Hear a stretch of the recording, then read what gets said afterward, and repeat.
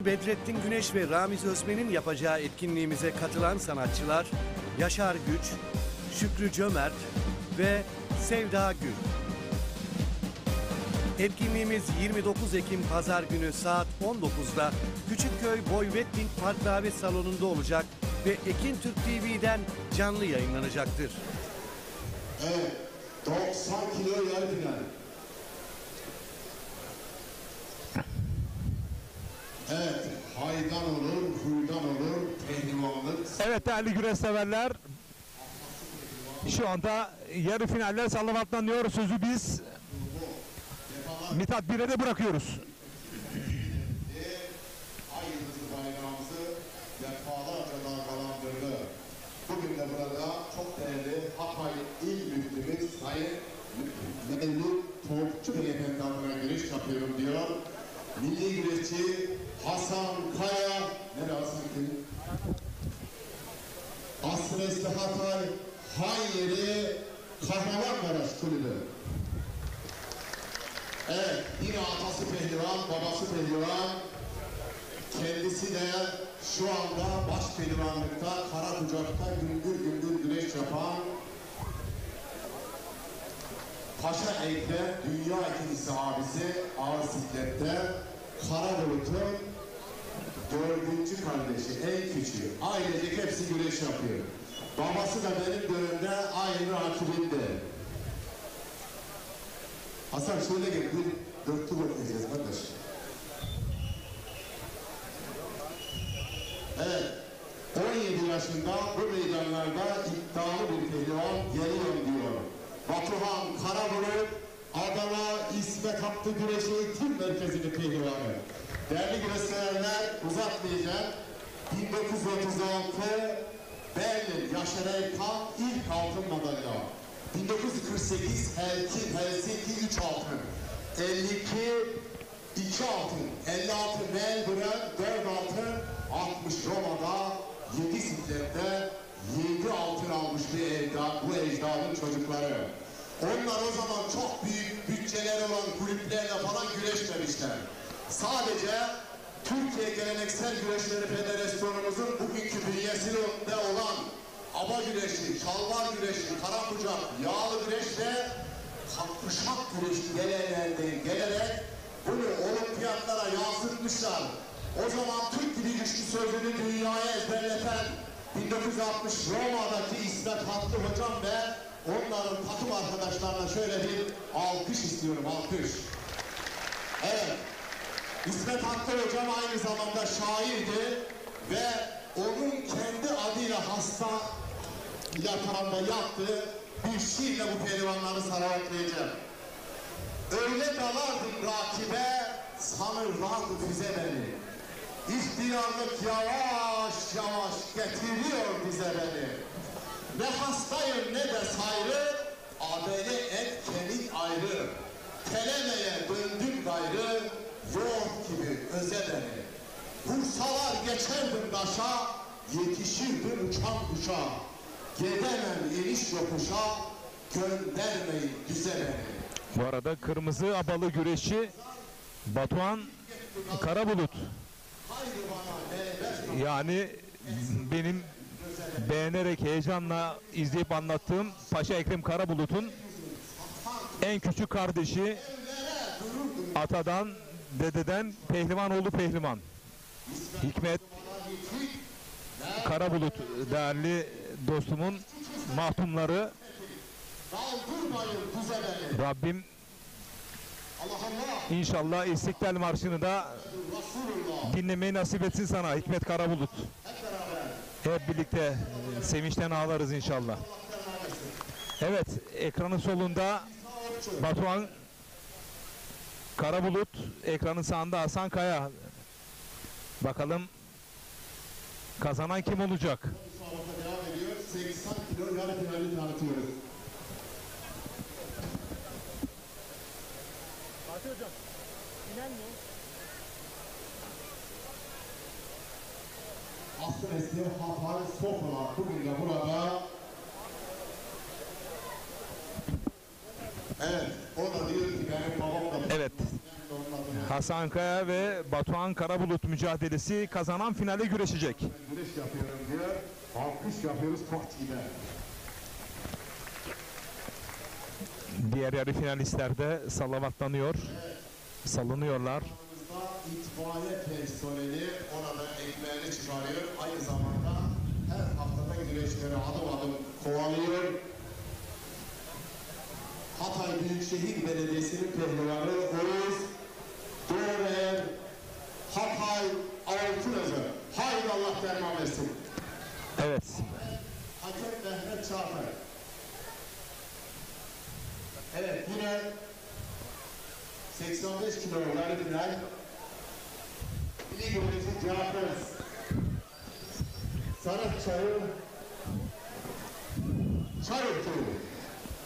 Ekranın sağında Hasan Kaya boyundurukla karşılık verdi. Tek de aldı Batuhan Karabulut. Değerli güreşçiler bir yan baş denedi, toparlandı. Tekrar tek de aldı. Mücadele yerde devam ediyor. Sarmayı da aynı anda geçirdi. Bakalım oradan bir künde mi, toparlandı. Hasan Kaya, müthiş bir yarı final mücadelesi ekranın sağında değerli güreş severler. Haydi Allah derman versin. Hakem Batuhan Karabulut mu yoksa Hasan Kaya mı? Bir anda koltuk altından sürüyor. Kuşaktan yakaladı. Her an aktarabilir. Hasan Kaya bir anda tekrarını alacağız. Batuhan Karabulut toparlanmak isterken daha doğrusu Hasan Kaya çok atik davrandı ve Batuhan Karabulut'u sırt aşağı yenerek bakın tam buradan toparlanmak isterken sol eli içi yakalamış, sağ eli de kuşağı yakalamış, abayı yakalamış, oradan toparlanmak istedi ama çok geç kaldı. Burada özellikle sol ayağıyla da bakın Hasan Kaya sol ayağıyla da ayak kulesi yapmış. Batuhan Karabulut yarı finalde veda etti. Diğer müsabakalarla devam ediyoruz. Batuhan Karabulut buraya kadarmış. Evet bakıyoruz. Septirme, evet. İç kuşaktan septirme yaptı. Ve finalde kapışacaklar Hasan Kaya'yla. Bakın sırtlıyor. Rakibini bir tur attırıyor. Onu onur ediyor. Bakın boyundurukla da buradan aktarmak istedi ama önemli olan abayı yakaladığında, iç kuşağı yakaladığında abayı yakalamış. Kuşağı değil. Bakın abayı yakalamış. Oradan yağlı güreş tabiriyle serptirdi ve sırt aşağı net bir galibiyet. Net bir galibiyet. Evet, baş pehlivanlık yarı finalde salavatlanıyor.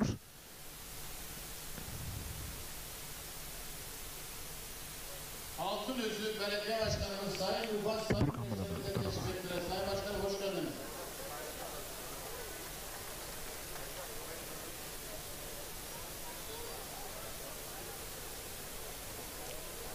Büyük boy, Bunları. büyük boyda 4 güreşçimiz kaldı. Yarı final. Evet, baş pehlivanlıkta yarı final.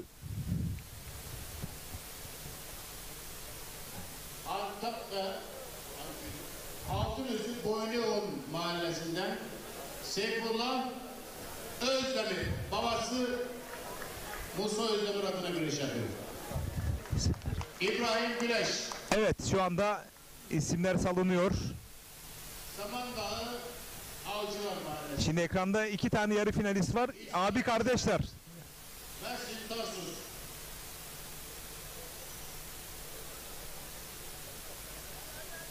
Bekir Güler Altınözü Belediyesi Meclis Üyesi, Lokman Coşkun Mersin, Mersin'de polis memuru adına güreş yapıyor. İsa Öçen, Tarsus, Enes Bandırma, Kahramanmaraş.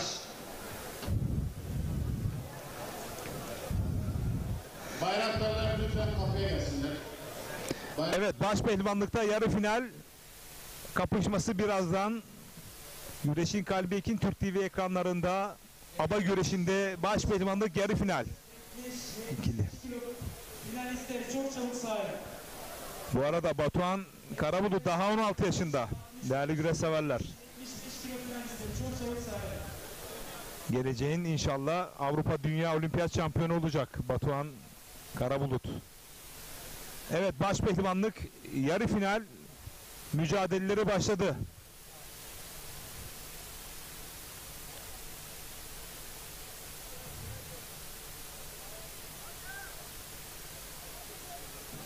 Evet, mücadeleler başladı. Bakalım nasıl bir yeniş göreceğiz. Omuzyan, Karaağ, Çomça, Kapanlı, Danabağ mı, Arap Çangalı mı, Künde mi? Bakalım nasıl bir yenişler bizi bekliyor. Ekranın sağında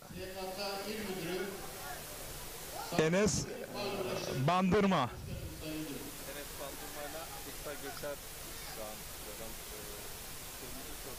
Buyurun finalistler sahaya. Bastırdı şu anda, evet. Evet, ekranın sağında İsa Göçer bastırdı rakibini. Bir sarmayı taktı, Kündem'i arıyor. Tekten havalandırmak istedi. Ekranın sağında Enes Bandırma Künde pozisyonunda. Bakalım, bir tırpan denedi içeriden, toparlandı. Mücadele ayakta devam ediyor. Güzel bir kapışma değerli güreş severler. Bakalım ilk finalist kim olacak?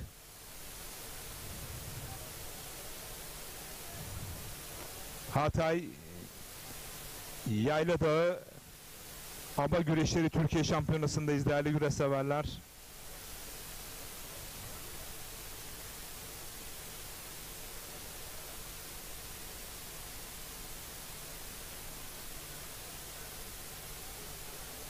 İsa Göçen. Bu arada evet, yandan çok iyi aşırdı.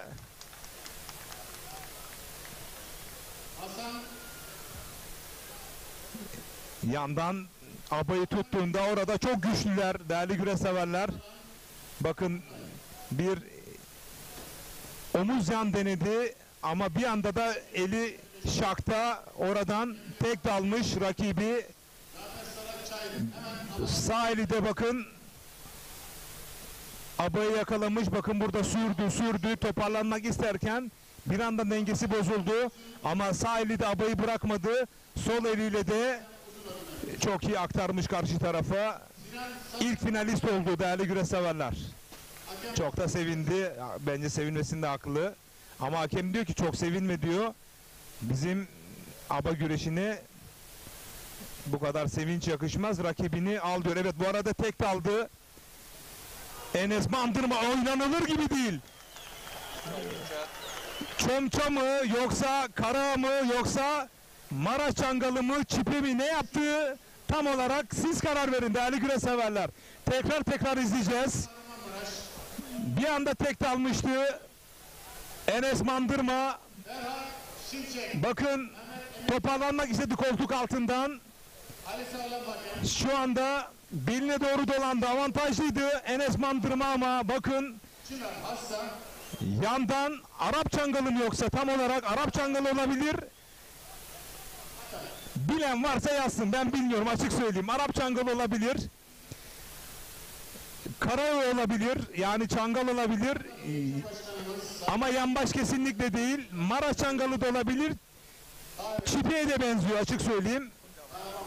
Tabirle yan döndü derler. Yan döndü mü derler, evet. Tekrar verelim ekrana. Değerli güreş severler, siz bana net bir bilen varsa mesajını yollayabilir.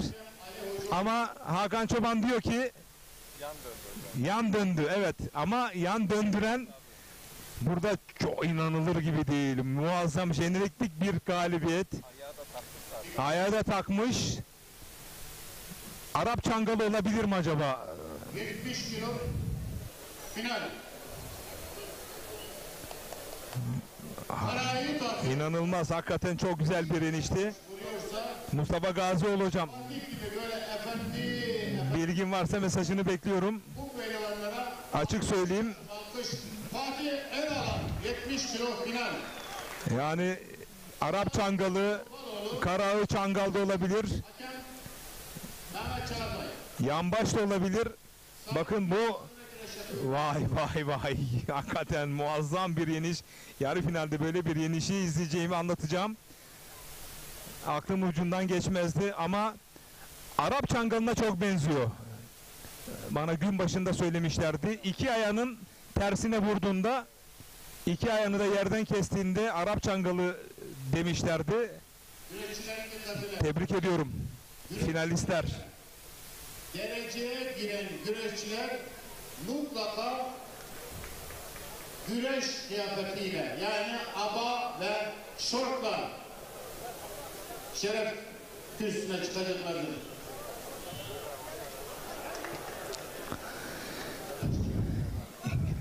...85 kilo filan mı? Alt boylarda da, az sikletlerde de. Ömer Faruk Çayır, Kahramanmaraş Şahin Okul Başkanımız adına güreş yapıyor. Muhammed Hüseyin Ankaran, Metin Taşçı Başkanımızın adına güreş yapıyorlar. Hakem Ali Hocaoğlu. Evet, geleceğe giren güreşçilerimiz ilk üçte olanlar mutlaka abası ile ve şortu ile şeref kürsüsüne çıkacaklardır. Unutmayın. Hocam eski pehlivanlardan Evet. 85 kilo. Çağrı abimiz şu an Ankara'da bizleri izliyorlarmış. Selamları var. Yenen üçüncü Pehlivanlara olacak. başarılar diliyor. Biz de onlara Gemliha Kayan, Kahramanmaraş, Cafer Sarat Çayır. Hakem Musa Özdağ.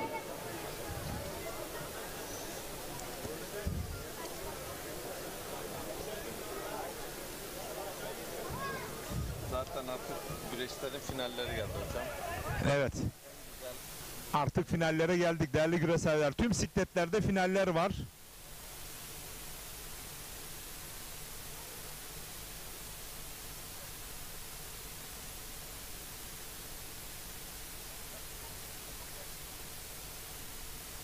Seyfullah Özdemir, Enes Bandırma.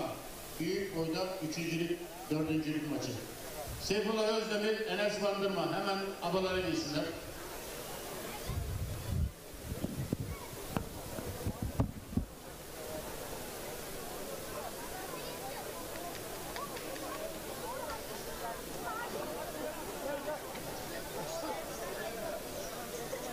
...80 kiloda üçüncülük, dördüncülük.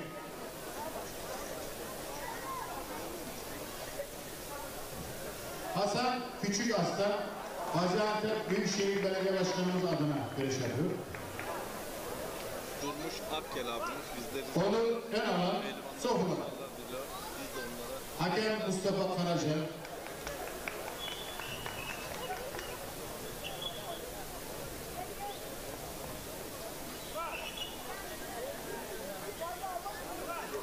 ...80 kilo final. Oğuz Doğruer, Hatay Büyükşehir Belediye Spor güreşçisi. Kendi kadın altın üzüm.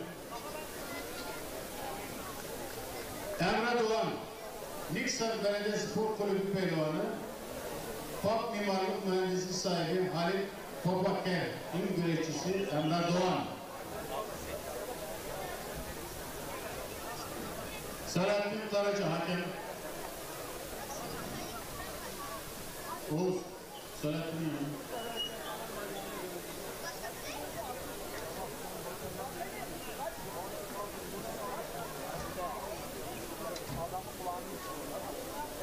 Mehmet Ali Balcı sakatlanmıştı, gelecek mi? Mehmet Ali Balcı.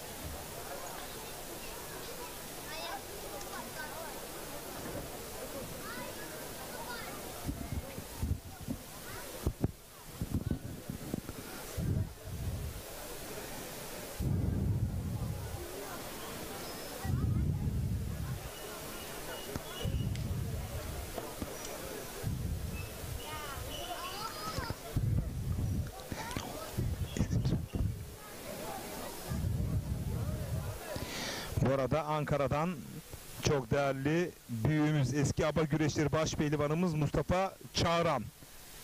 Er meydanda güreşen tüm pehlivanlara başarı dileklerinde bulunuyor. Ekin Türk TV'ye de teşekkür ediyorum demiş Sayın Mustafa Çağran. Eski aba güreşleri baş pehlivanı. Aynı zamanda dernek başkanımız, hava güreşi dernek başkanımız Mustafa abimiz.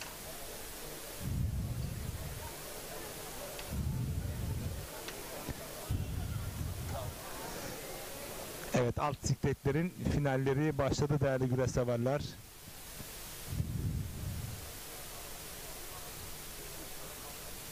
Büyük Birlik Partisi İl Başkanı Sayın Mahmut Özdoğru güreşlerimize teşrif etti. Sayın Başkanım hoş geldiniz.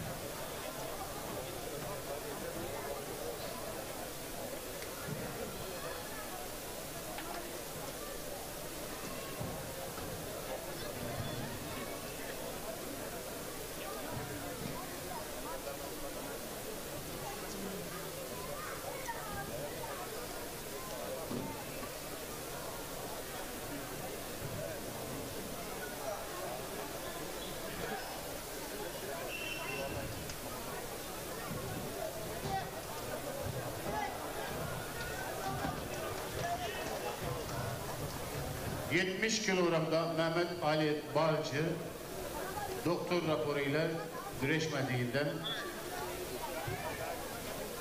Fatih galip gelmiştir.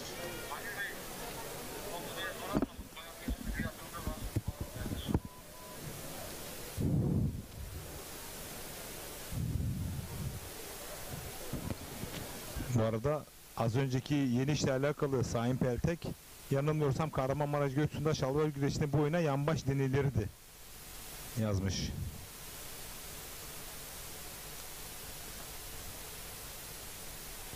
Kol altı çangalı Uğur Köşker. Kol altı çangalı demiş. O da farklı bir yorum yollamış. Ancak sabah saatlerinde yapmış olduğum istişarede iki ayağın önüne çangalı vurduğunda Arap çangalı İki güreşçimiz denmesinin doğru olduğunu dile getirmişti bir büyüğümüz. hem sporcu anlatına hem terbiyeye hem en teknik güreşçilere has iki güreşçimiz. Mecit Kılıç, Ovakent Milliyetçi Hareket Partisi ilçe başkanımız Sayın Metin Taşçı adına güreş yapmakta. Elini kaldır. Hasan Bu arada bir kez daha yanbaş, bakalım orada kaçırmış olabilir mi? Hayır. Beline girdi. Topçu. Bir süpleks arayışı içerisinde Hocam bu final güreşi şu anda. Değerli güreş severler, 85 kilogramlı siklette final güreşi. bir il müftümüzün böyle Yine kuşaktan yakaladı. çok tebrik ederim. Serptirmek istedi ama Sayın hocama ya Hasan arkadaşıma bir alkış istirham ediyorum. Sağ olun Sayın Müftüm. Hasan Hoca'nın güreşçileri altın puan. Hakem Musa Özdal.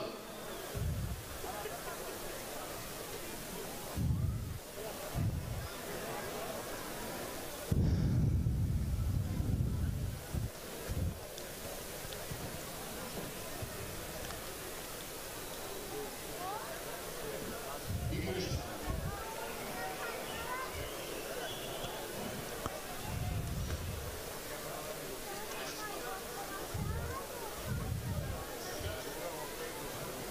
Evet, finalde İbrahim Güleş İsa Göçen hemen hazır olsunlar. Hemen hazır olsunlar. Evet, ekranın solunda da Hava güreşine finalleri izliyorsunuz. 3 karede de finaller var.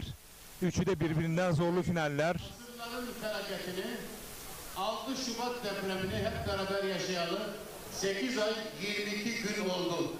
Unutmadık ve unutamadık. Bugün bayram günü. Hem Cumhuriyet Bir kez daha koltuk altından bu bayram gününde yan baş denedi. basına yaralı Daha doğrusu Arap çangalını denedi ama aşıramadı. güreşi Türkiye Abadan sıkıca kavradı.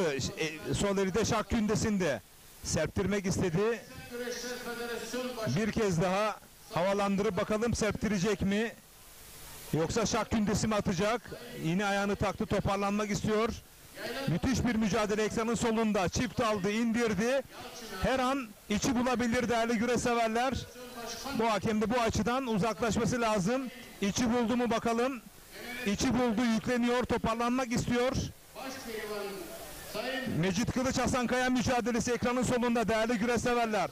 Künde pozisyonunda Sayın Hasankaya bakıyoruz. Düzeltiyorum, Mecit Kılıç künde pozisyonunda, Hasankaya kılçıkta. adına teşekkür ederim. Şu anda ekranın sonundaki mücadele Şükranlarımı sunuyorum. Ve evet ayakta devam edecek. şükran ediyorum size. Sağ olsunlar, var olsunlar.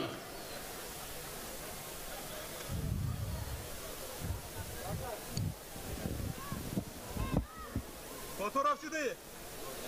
Fotoğrafçı değil.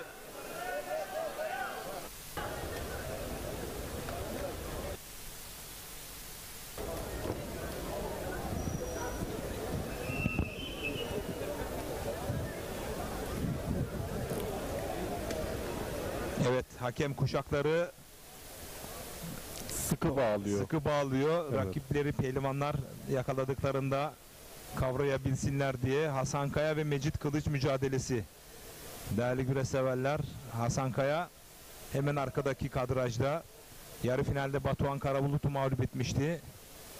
Mecit Kılıç bakalım bu siklette, evet, Hasankaya da kuşağını hakeme uzattı.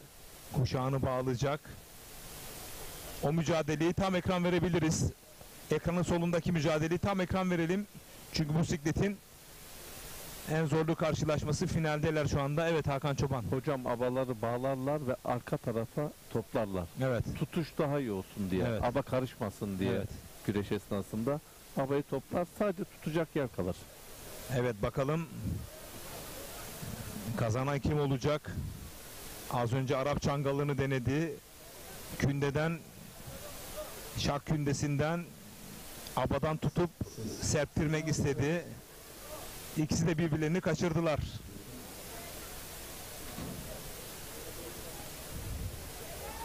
Bir dana bağı denedi, şu anda kaçırdı. Abadan da yakaladı. Her an aktarabilir, aktardı. Gitti. Vay vay vay. Bir anda dana bağına yöneldi Hasankaya. Oradan abayı çok güçlü bir şekilde yakaladı.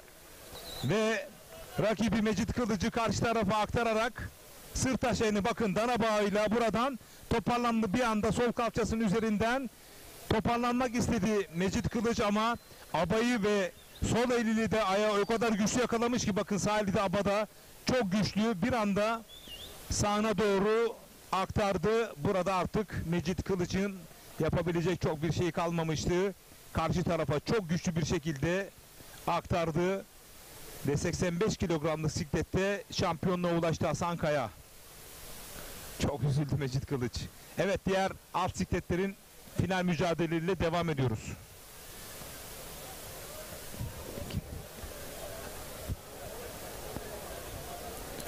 Baş pehlivanlar da hazırlandı hocam. Evet, şu anda baş pehlivanlar da hazırlık aşamasındalar. Final öncesinde İsa Göçen geldi.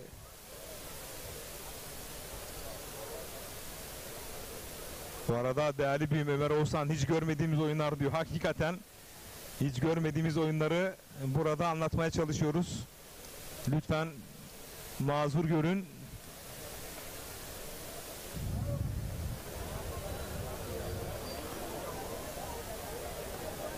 Hocam güreşler başladıktan beri Evet. yaklaşık 25-30 çeşit oyun gördük. Evet. Ve hep Ben- sonuca odaklı. Neredeyse bir belgesel tadında. Evet. Öyle değil mi Heyecan hep hocam? sürekli devam ediyor. Evet. Ekranın solunda değerli güreşseverler 10 dakika geride kaldı. 2 devrede yeniş olmadı. Puan alan güreşçi, ilk puan alan güreşçi 80 kilogramlık siklette birinci olmuş olacak, şampiyon olmuş olacak. Ekranın solundaki mücadele başladı. İlk puanı alan, bastıran güreşçi şampiyon olacak değerli güreşseverler.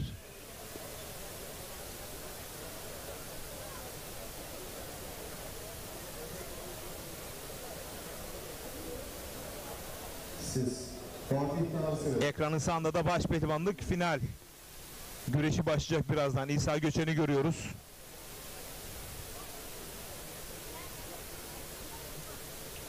Enes Bandırma'yı yarı finalde yenmişti. İsa Göçen ama hem de ne yenişti? Jeneriklik. Arap Çangalı. Ya da senin deyiminle Kol altı çangalı. evet.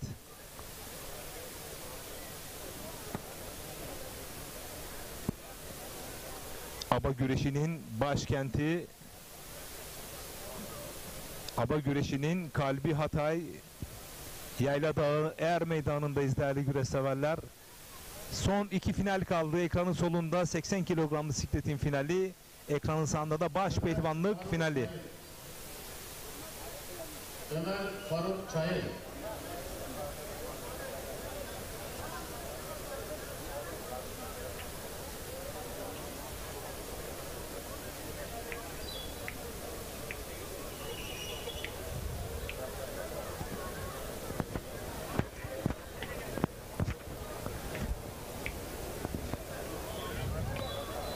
Hocam oyunlar o kadar net ki şu ana kadar hiçbir itiraz olmadı. Yenen pehlivan da yendiğini biliyor, yenilen pehlivan da yenildiğini biliyor. Evet hocam. Yani yenişler o kadar net, itiraz yok daha ya sahada.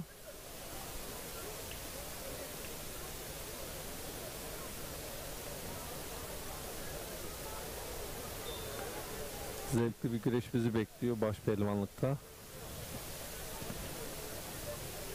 Bu arada Balıkesir'den İzzet Tığlı, Ramazan Seren iyi yayınlar diliyor. Kucak dolusu sevgiler Ramazan Çakal ile birlikte. Benim kadim dostlarım.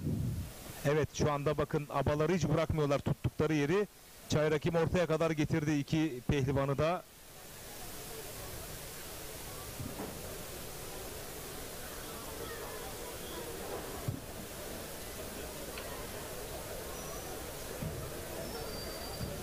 Ses.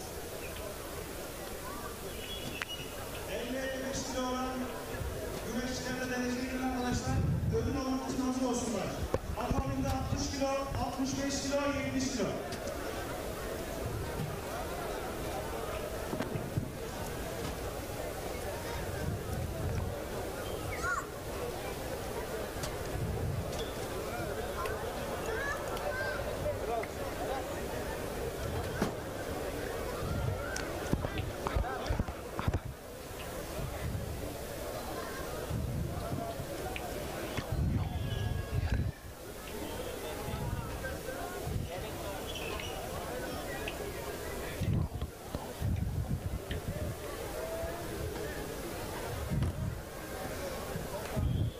Ekranı solunda final mücadelesinde puan alan güreşçi, ilk puan alan güreşçi 80 kilogramlık siklette şampiyon olmuş olacak. Aba güreşinde değerli güreş severler 5 dakikalık ilk devrede yeniş olduğunda güreş bitiyor. Ama yeniş olmazsa ikinci devre 5 dakikalık süre tanınıyor. Eğer orada da yeniş olmazsa bu kez 3. devrede 5 dakikalık puanlı, altın puanlı süre başlıyor. İşte o süredeyiz. Ekranın sonunda aba güreşinde Bu arada dereceye giren tüm sporcularımız saha içinde hazır olsun. bu tür opsiyonlar söz konusu. Burada da puan çıkmazsa 5 dakikada ne oluyor biliyor musunuz? Direkt boşluğu çekiyorlar. Sporcularımız Yüzyıllardır süre gelen aba güreşinde yeniş olmadığı takdirde, puan da alınmadığı takdirde boş dolu. Yağlı güreşte çok tartışılıyor ya. Ben aslında hiç de tartışılması taraflı değilim. Normal güreşin 2 saat ya da 3 saat gibi planlanıp daha sonra yeniş olmadığı takdirde de boş doluyla nihayete erdirilmesi konusunda çok net bir ifadem var benim. Evet, sanırım o puanlama süresi de bitti mi? Bakıyoruz. Boş doluya gelecekler. Bundan ayrılmayalım değerli yönetmenim. Boş doluyu çekecekler. Bakalım kim kazanacak? Ekranın solunda kalalım. Altınözü Belediye Meclis Üyemiz Sayın Bekir Güler ve Mersin Emniyet Müdürlüğü'nden Bakalım kim kazanacak? Boş dolu çekiyorlar şu anda. Ekranın solunda değerli güreş severler. Yeniş olmadı, puan olmadı. İbrahim Güreş, Samandağı Avcılar, Pehlivan Cemil Güreş'in oğlu ve aynı zamanda Evet, kazanan Pehlivan. belli oldu kurayla ve rakibi de tokalaşıyor. Yürüyün bre pehlivanlar, kim tutar sizi? Mertçe, erkekçe güreşin, mest edin bizi. Evet, baş pehlivanlık finali için bir sözü cazgıramıza bırakıyoruz. Vurun karayı yanı, alkış duyulsun. Allah Allah, illallah. Muhammedun Resulullah. Bu genç kardeşlerimize alkışlarla diyelim maşallah. Şöyle kuvvetli bir alkış. Günün son müsabakası. Hakem Ömer Kaya. Evet, İbrahim Güreş ve İsa Göçen final mücadelesi değerli güreş severler. Baş pehlivanlıkta aba güreşinde ilk devredeyiz. 5 dakikalık süreçte bakalım yeniş olacak mı? Yeniş olmazsa ikinci devre 5 dakikalık ikinci ek devre, orada da yeniş olmazsa 3. 5 dakikalık altın puan devresi olacak. Haydi bakalım, Allah derman versin. Güreşin kalbi Ekin Türk TV ekranlarında Hatay Yayladağ aba güreşlerinin baş pehlivanlık final müsabakasındayız. Ödüllerini vermek üzere altın Tekte almak istedi, yakaladı. Bu arada bakıyoruz, bastırdı İsa Göçen. Oradan bir serptirme yapıyor. Abadan yakaladı, toparlandı. İbrahim Güreş toparlandı. Karşılıklı oyunlar. Yine şakladı, oradan aktarabilecek mi? Bakıyoruz. Evet, bakıyor, çift sarmadan aktarmak istediği Kıle'de şu anda İsa Göçen, karşı bir atak İbrahim Güreş'ten. Vay vay vay, çok atak, çok hızlı başlayan İsa Göçen'e künde oyunundan, kılçık oyunundan, Kıle'den hepsinden kurtardı İbrahim Güreş. Bakın, tekrar izliyorsunuz. 60 kilo olan sporcularımız hazır olsunlar. Müthiş bir atak yaptı İbrahim Güreş. 5 kilo olan sporcularımız Kılçık oyunuyla bakın. Normalde burada Kıle'de İsa Göçen Kıle'den aktarmak isterken bir anda toparlandı. İçi yakaladı. Karşı bir hamleyle İbrahim Güreş sırt aşağı net bir galibiyetle baş pehlivanlığa ulaştı değerli güreş severler. sporcularımıza ödüllerini vermek üzere İsa Göçen İsa Göçen çok hızlı başladı. çok hızlı başladı ama bence bu kadar şuursuz ve hızlı güreş onun açık vermesine sebep oldu. İbrahim Güreş de onun o açığını, bir anlık açığını, bakın burada Kıle'den devam etmek isterken bir anda sağ eli içten yakaladı İbrahim Güreş. Bakın, sağ eli bir anda bakın butlamış oradan ve sol eliyle de abadan çekince sırt aşağı bir galibiyet. Baş pehlivanlık finalinde değerli güreş severler. Muazzam başladı ve muazzam bitti. Hocam güreş karıştığı zaman ne olacağı belli değil. Yani burada senin hep söylediğin gibi İsa Göçen yenildiğini çok iyi anladı. Hiç itiraz dahi etmedi.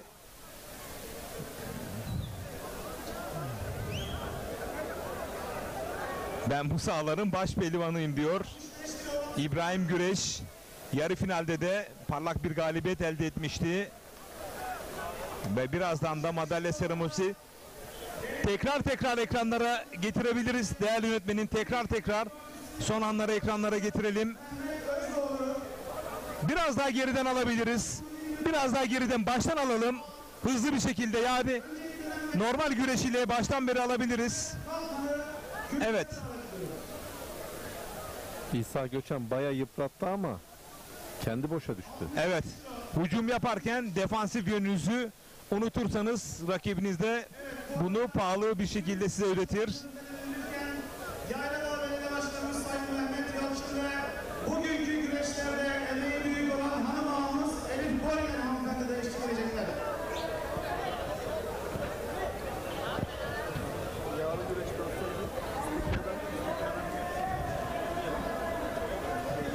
Bakın bir anda sarmayı, çift sarmayı takmış, oradan kılçık oyunuyla aktarmak isterken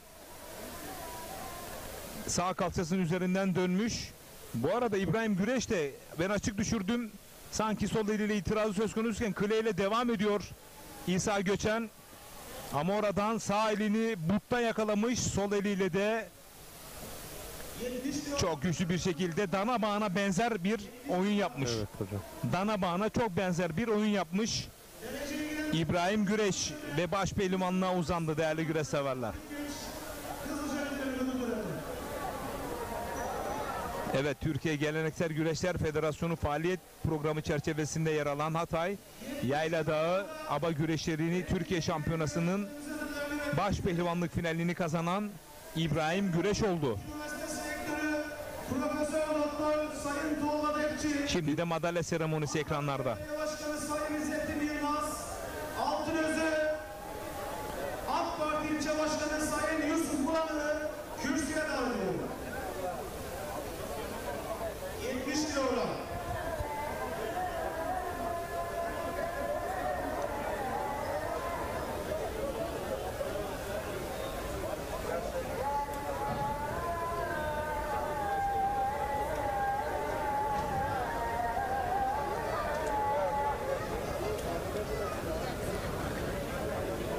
Biz de hocam güreşen tüm güreşçileri tebrik ediyoruz. Çok güzel güreşler oldu. Ellerine emeklerine sağlık.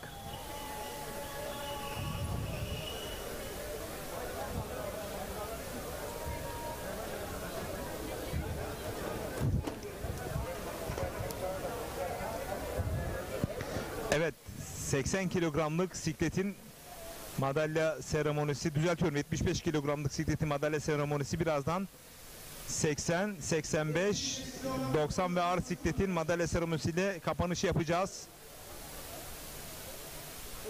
75 kilogramda dereceye giren sporcularımızda ödüllerini vermek üzere 27. dönem AK Parti Hatay Milletvekili Sayın Hüseyin Şanverdi, AK Parti Reyhanlı İlçe Başkanı Sayın Mehmet Yumuşak, İşkur İl Müdürü Abdullah Kılıç Beyefendi'yi kürsüye davet ediyorum. Madalyalarını ve ödüllerini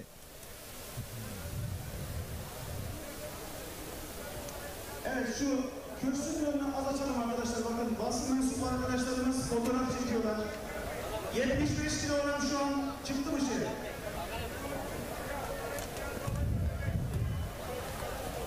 ...75 kilogram birinci.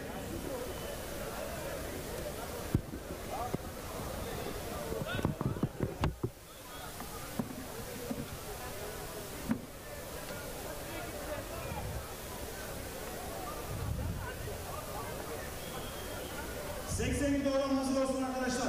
Güreşin kalbi Ekin Türk TV ekranlarında bugün Hatay Yayladağ Aba güreşleriyle birlikteydik değerli güreş severler. 80 kilogramda Kapanışı 12 Kasım Pazar günü Muğla Fethiye Yağlı Pehlivan güreşlerinde yapacağız değerli güreş severler. 2023 yılı yağlı güreş sezonu ve güreş sezonunu tamamlamış olacağız. Ekin Türk TV ekranlarında Hodri Meydan programlarıyla devam edeceğiz. 2023 yılı yağlı güreş sezonunun değerlendirmelerini birlikte yapacağız değerli güreş severler. Milliyetçi Hareket Partisi Hatay İl Başkanı Sayın Mehmet Fevzi Altay, Milliyetçi Hareket Partisi Antakya İlçe Başkanı Sayın Metin Taşçı sahneye davet ediyorum. Evet 80 80 olan çıktı bu kürsüye. evet 80 kilogramlık sikletin madalya seremonisi ekranlarda. Bu arada değerli büyüğüm Sabahattin Erdoğan finalde güreşen ve alt boylarda güreşen tüm pehlivan kardeşlerime tebrik ediyorum demiş. Evet, çok kısa bir reklam arası, daha sonra madalya seremonisiye devam edeceğiz. Kapanış yapacağız. Çok kısa bir reklam arası. 80 kilograma ödül verecek.